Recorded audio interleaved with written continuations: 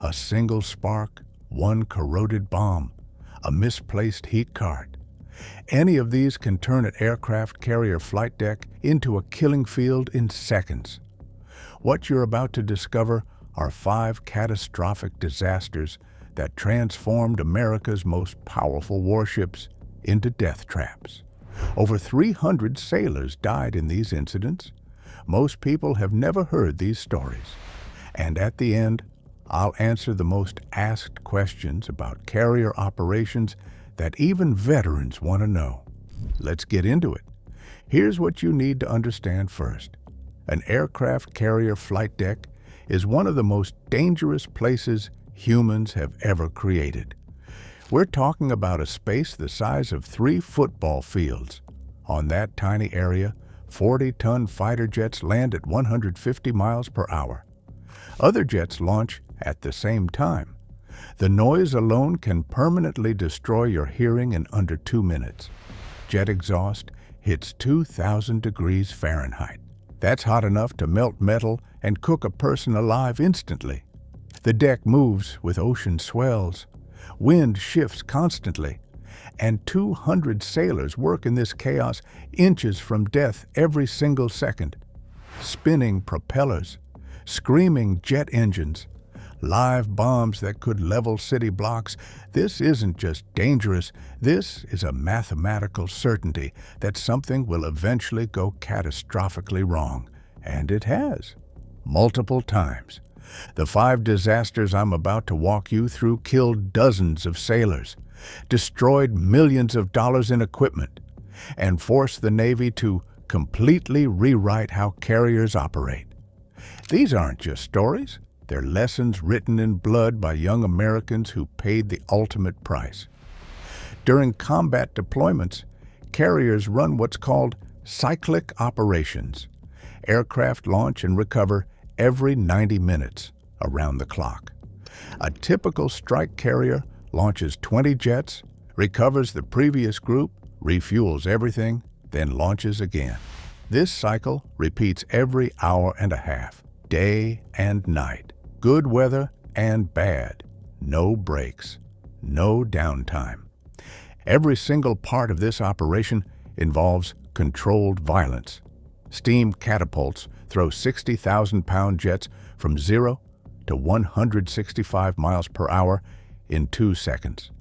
Arresting cables stop those same aircraft in 300 feet by catching a tailhook.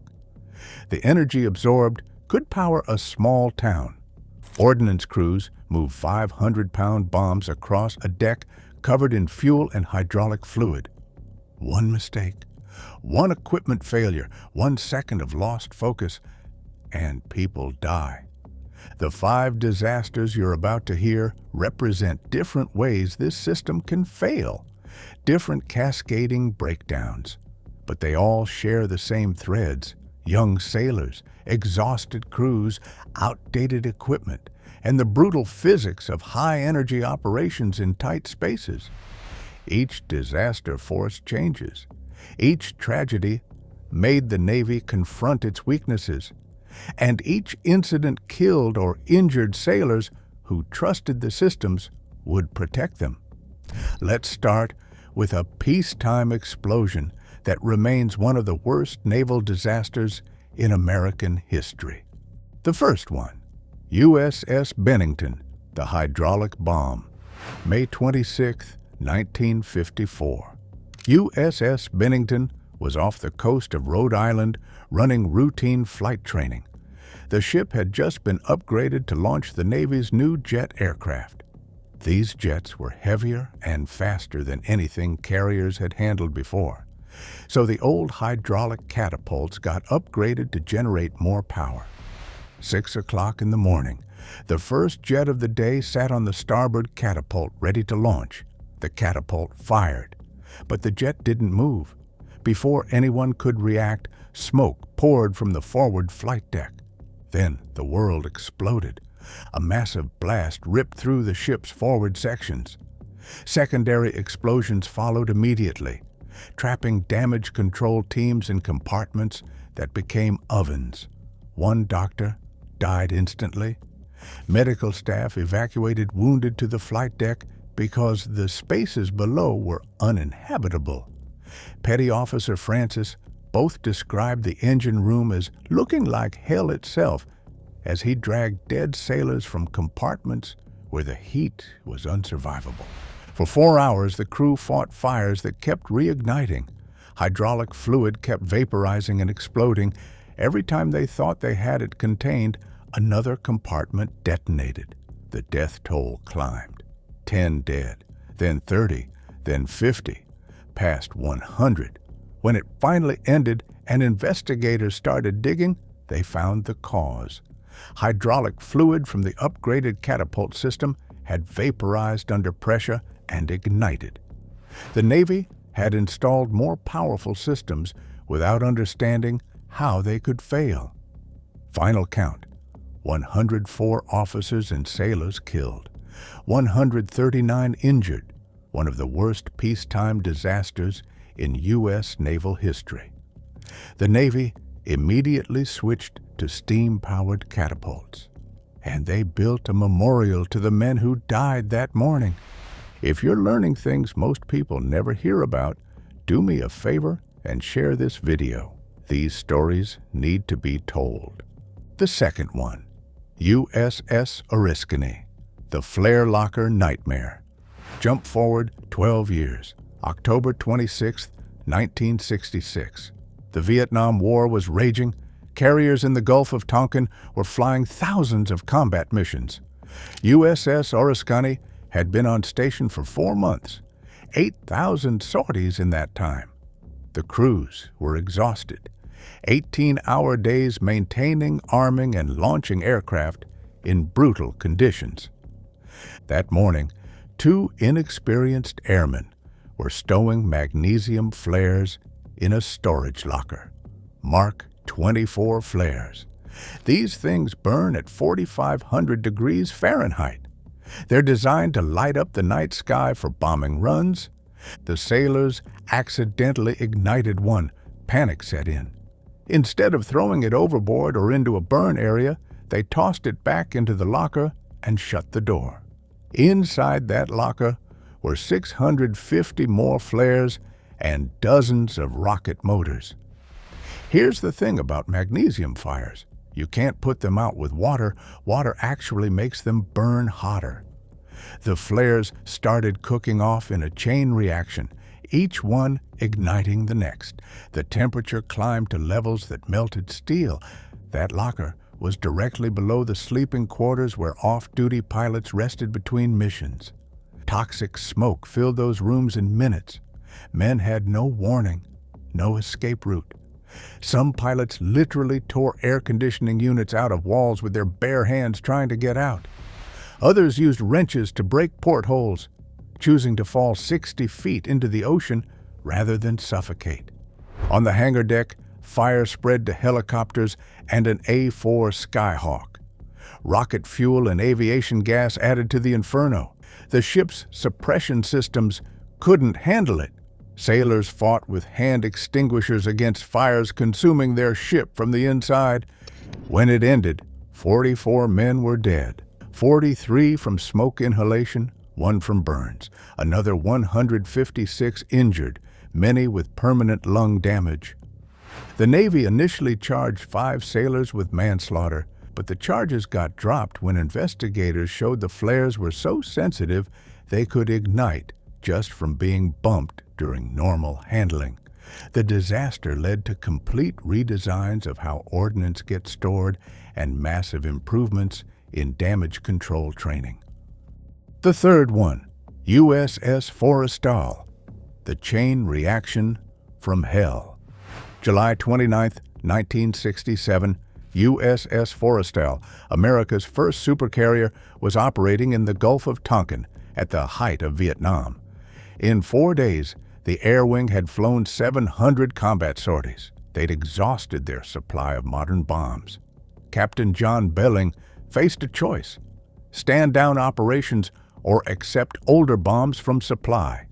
He took the old bombs, World War II era A&M 65,000 pounders, nicknamed Fat Boys. These weapons had thin casings filled with Composition B explosive that had been degrading for over 20 years. The explosive was literally leaking through cracks, but the mission needed ordnance, so they loaded them anyway. 11 o'clock that morning, aircraft lined up on the flight deck for the next launch. An electrical malfunction in an F-4 Phantom's weapon system fired a Zuni rocket across the deck. The rocket slammed into an A-4E Skyhawk, rupturing its fuel tank. JP-5 jet fuel spilled everywhere. The rocket exhaust and jet engine heat ignited the fuel. Flames spread to 10 aircraft in seconds. Experienced firefighters rushed forward with foam equipment. They knew they had about 10 minutes before the 1,000-pound bombs would cook off from the heat. They had 96 seconds. The first bomb detonated after a minute and a half. It killed almost every firefighter instantly. The explosion blew a hole through the armored flight deck into the hangar bay below. More aircraft and fuel were down there. 9 more major explosions followed in 5 minutes, each feeding the next. Rocket warheads launched themselves across the deck like missiles. 20-millimeter cannon rounds cooked off, spraying explosive shells everywhere. Fuel poured through the hole in the deck, spreading fire to multiple levels. Future Senator John McCain was in a Skyhawk parked next to the hit aircraft. He escaped seconds before the bomb started exploding. Sailors with almost no firefighting training grabbed hoses and ran toward the flames. There was nobody else left. They hauled equipment through damaged sections while rockets fired randomly and ejection seats launched into the air without planes attached. 21 aircraft destroyed, 134 men killed, 161 injured. Repairs cost $72 million, over $545 million in today's money. The investigation blamed outdated procedures and poor documentation for the accidental rocket firing. But the real problem was using degraded bombs that exploded way faster than anyone expected. The Forrestal fire revolutionized damage control training and ordnance handling across the entire Navy. The fourth one, USS Enterprise, heat, rockets, and catastrophe. January 14, 1969. The nuclear-powered USS Enterprise, the world's largest warship at the time, was getting ready to deploy to Vietnam. The flight deck was packed with F-4 Phantoms and A-7 Corsairs, each one loaded with Zuni rockets and 500-pound bombs.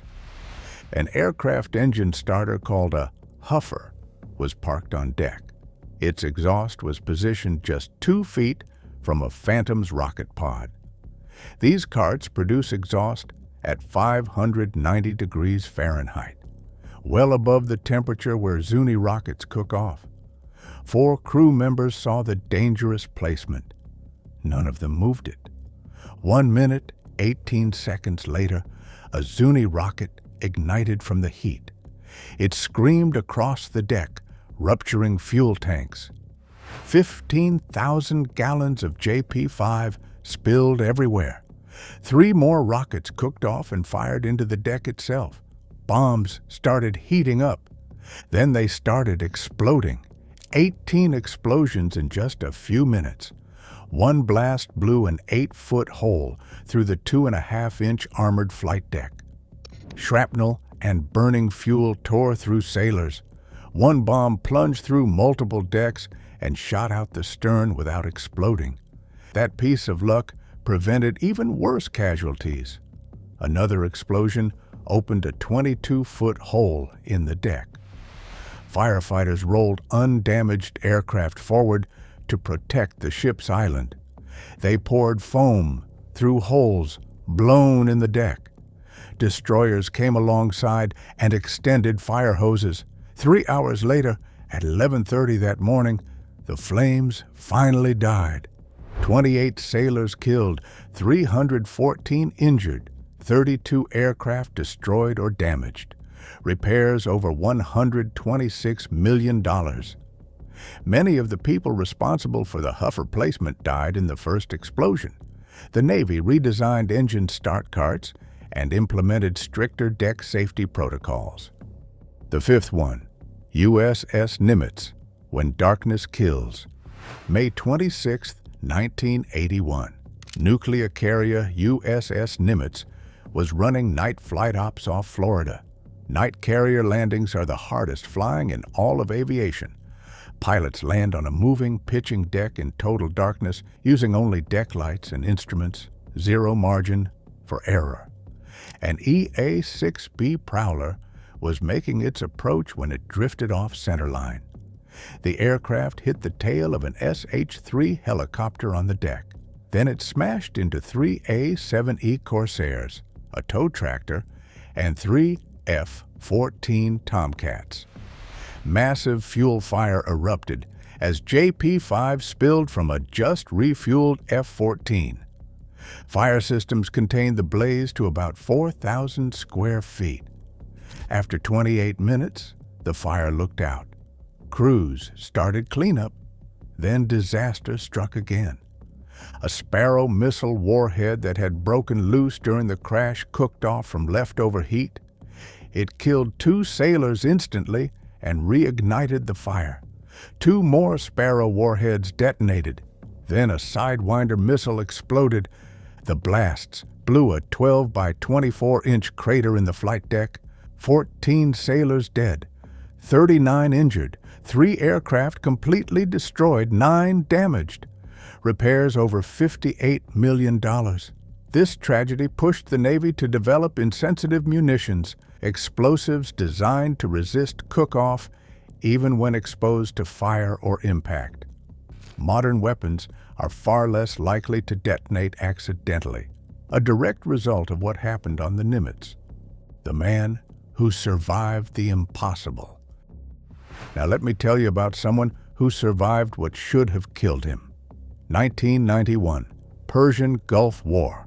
21-year-old Navy crewman John Bridges was doing a pre-takeoff check on an A-6E Intruder aboard USS Theodore Roosevelt. He backed away from the jet. Suddenly, he was sucked into the engine intake, his float coat ripped off, goggles gone, helmet shredded, tools torn away. Everything got pulled into the spinning turbine. The debris damaged the compressor blades. A loud explosion. That explosion saved his life. Bridges wedged his arm between the engine components and the intake wall. He held himself inches from the spinning blades that would have killed him instantly. He hung there, suspended, waiting, until the pilot shut down the engine. His shipmates pulled him out. Broken collarbone, ruptured eardrum, minor cuts, but alive. The incident was caught on video but rarely talked about. A stark reminder that even routine operations on a carrier can turn deadly in a heartbeat. What these disasters teach us. These 5 catastrophes share common threads. First, the energy levels involved are insane. Thousands of gallons of fuel, hundreds of explosive weapons, multi-ton aircraft operating inches apart. Small failures cascade into major disasters fast. Second, humans make mistakes. Even with training, exhausted sailors operating under stress mess up. Young personnel with limited experience do complex tasks in hostile environments. The consequences are often fatal. Third, equipment failures multiply human errors. Corroded bombs that explode too fast, electrical systems that fire weapons accidentally, storage procedures that concentrate hazards instead of isolating them. All these turn manageable incidents into catastrophes. Fourth, there's nowhere to run. On land, you evacuate. On a carrier in the middle of the ocean, you fight the fire or your ship sinks. No third option. The Navy learned from each disaster. Steam catapults replaced hydraulics after Bennington. Ordnance procedures were revolutionized after Oriskany and Forrestal. Equipment placement rules were rewritten after Enterprise. Insensitive munitions development accelerated after Nimitz. Each tragedy brought improvements measured in lives not lost in future incidents, but the danger remains. As long as America operates carriers, young sailors will walk onto flight decks and risk their lives. They do it with professionalism and courage most civilians can't comprehend. These sailors represent the best of America, young men and women who volunteer, who train relentlessly, who face danger without complaint, who trust their shipmates and equipment with their lives. When equipment fails, when procedures break down, when luck runs out, they pay the price. 104 sailors died on Bennington, 44 on Oriskany, 134 on Forrestal, 28 on Enterprise, 14 on Nimitz. All gave their lives serving their country. Their sacrifices drove changes that protect today's sailors. Modern carriers have better equipment, improved training, and procedures written in blood. But vigilance is essential. The flight deck will always be one of the most dangerous workplaces humanity has created. Now, those questions I promised at the start. First, why do carriers park aircraft all over the deck, even blocking launch areas? It's about operational priorities. During heavy strikes, the landing area and stern pack with jets waiting to launch, because getting planes airborne quickly matters most. During recoveries, the bow fills with landed aircraft, while the stern stays clear for incoming jets. What looks like chaos is carefully choreographed to maximize sorties based on mission needs. Second question, is catapult takeoff safer than normal runway launch? No. Catapults add about 4 seconds of energy that make short deck launches possible. But once that shuttle fires, the pilot can't abort. If something fails, the only options are eject or ride into the ocean, almost always fatal. That's why naval aviation loss rates are way higher than commercial aviation. Land pilots can abort up to decision speeds. Carrier pilots have no such option. Third, why don't carriers have tall guardrails to stop people or planes from going overboard? Aircraft overhang the deck edges. Tall rails would interfere with parked jets and launch operations. The Navy only uses 6-inch scuppers around the deck. Aircraft get chained down. Every movement is directed by trained handlers. Rails wouldn't stop a 20-ton jet anyway, so the focus is prevention through proper procedures. Safety nets hung over the side catch personnel blown overboard. But the flight deck trades railings for operational space because that's the only way carrier aviation works. The deadliest missions on U.S. carrier flight decks weren't combat operations. They were catastrophic failures during routine ops, when equipment, procedures, and luck all failed at once. The disasters on Bennington, Oriskany, Forrestal, Enterprise, and Nimitz killed over 300 American sailors, changed how the Navy operates carriers forever. These tragedies remind us the men and women on those flight decks face extraordinary dangers even in peacetime. Their service, professionalism, and sacrifice deserve our deepest respect. If this video gave you new appreciation for carrier crews, hit that like button and share it. These stories need to be remembered.